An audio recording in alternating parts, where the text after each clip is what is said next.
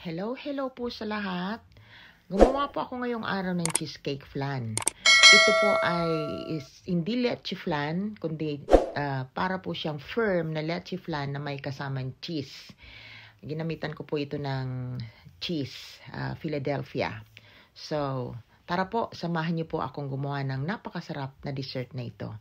Para po naman, maiba naman tayo at hindi laging leche flan. Unahin po natin ang paggawa ng sugar syrup.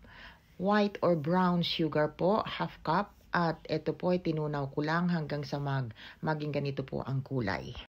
Low fire lang po para hindi po ma-burn ng sugar. Ang aking mga ingredients po, egg white, egg yolk, Philadelphia, salt, vanilla, and condensed and evaporated milk. Gawa po tayo ng egg mixture. I-break lang po natin yung egg at ihalo natin yung condensed milk at saka yung evaporated milk. Yung amount ng mga ingredients po, ilalagay ko po sa description box.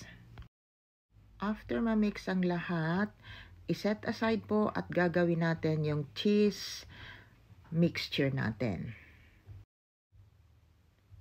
Ibibit lang po natin ang ating cheese and then ihalo yung egg white, wag po lahatin, kunti-kunti ang pagbuhos. Then ihalo ulit. Pwede po nating lagyan ng sugar pero optional, depende po sa panlasa ninyo kung gusto niyo ng mas matamis. Wag masyadong hahaluin kasi pag ma-overmix po ay hindi na maganda ang kakalabasan niya. So, yan po, ihahalo lang po natin ng unti-unti. Hindi ko nang makalimutan yung vanilla. Just add vanilla po, half teaspoon or 1 teaspoon. Pero ako gusto ko lang po yung half. Hindi masyadong malasa. Then, combine po ng egg yolk mixture saka yung soft cheese mixture.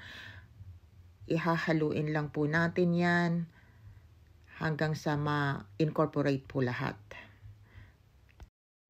Then, i-strain po natin siya at least mga 2 beses po para maalis yung mga lump ng mixture. Makikita nyo naman po, ang daming lump niya. So, kailangan po lang po siyang masimot. Yan. Po nito, ilalagay na po natin siya dun sa may sugar syrup natin. I-strain ulit.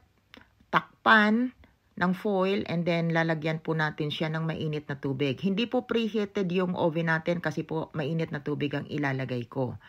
And then i-bake po natin siya for 180 degrees sa loob po ng 1.5 oras via bain-marie po. Then yung natitira pong mixture, nilagay ko lang po sa 2 llanera at i-bake din po natin siya for 1 hour and 15 minutes kasi manipis lang po siya. Ito na po yung ating nagawa. Padaanan nyo lang po ng knife para po lumuwag yung ating ginawa at mainit. Be careful po. Then, heto, ang ganda po ng kanyang result. Kita nyo naman po siya. Set aside lang po natin siya para mailagay sa ref pag malamig na.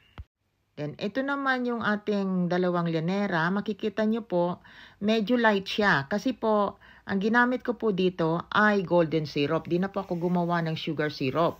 So, sinwap ko yung golden syrup kasi pwede naman po. Kung wala po kayo noon ng golden syrup at wala kayong time gumawa, ito na lang po ang gamitin nyo. Parehas din lang naman.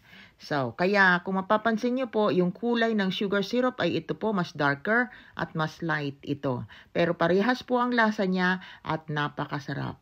Salamat po sa inyong panunood. Sana po mag-subscribe kayo. Salamat!